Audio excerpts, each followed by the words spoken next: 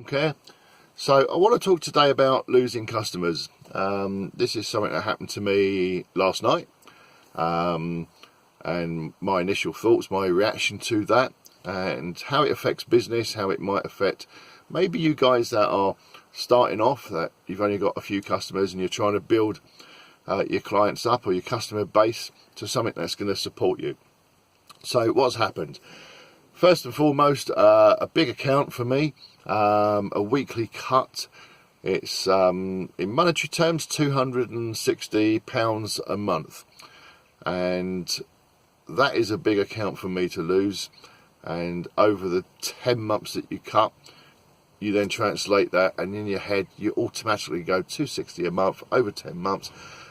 Bugger me, that's £2,600. Panic, end of the world. What do you do about it? Well, the first thing you've got to do about it is rationalise your thoughts, because automatically you think about the monetary side, and then the second one, and you tell me if this happens, guarantee that everyone will go through this format and in maybe this order. You think about the money, you then think about why has this happened, because they haven't given you an explanation. It's just like, can we leave it please, Mark? So you think, why, what's happened there? Was it my work? Was it that someone else has gone in and they're cheaper? Was it this? Was it that?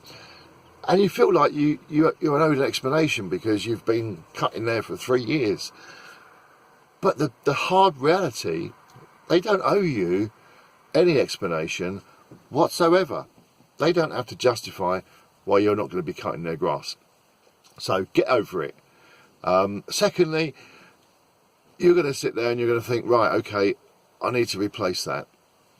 Now, for me, this is my 5th season, and yes, it's still a lot of money, and let's not, that is still a good chunk of money, and that is something that I will now go and replace. Did I have anything else other than that that was maybe bigger than that? Yeah, I've got 1 or 2 others that are substantial in terms of money, and if I lost those, then yeah, I would start to panic. No. So how many customers, average, normal, run-of-the-mill customers, would I have to go and find to replace that one account?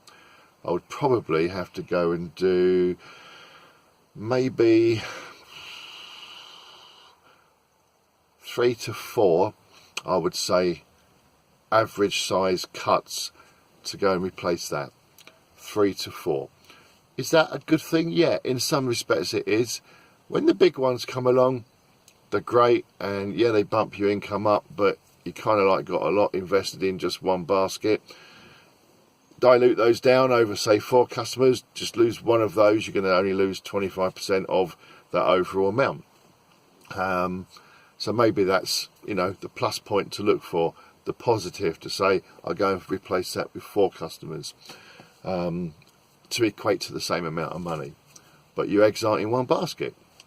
So yeah, I mean, and why am I talking about this? Well, the bottom line is, in this business, and particularly if you're starting off in business, you've got the good days, the bad days, the days that really test you, the days that are really good, and we all come across day-to-day stuff that we have to be challenged with, and we have to find solutions and overcome. And with this, I tend to think, get over it, digest it, don't dwell on it, but just push your marketing. And if you're doing all the right things, it will come good again. If you're going to do all the bad things, let's just sit and moan about it and just dwell on these things. The world won't come to you. It's not magical in that way. You've got to go out and you've got to make it happen. And you know that you've made it happen before, you just got to go and do it again and replace that and move on. People come and go. The bubble will always burst, and when it's really good, just understand it won't last forever. So you've got to just move on. So that's all I want to say, guys. I've got to push on because I've got snow coming in tomorrow, and I've got some lawns to cut before that white ugly stuff comes back for the weekend. Speak soon.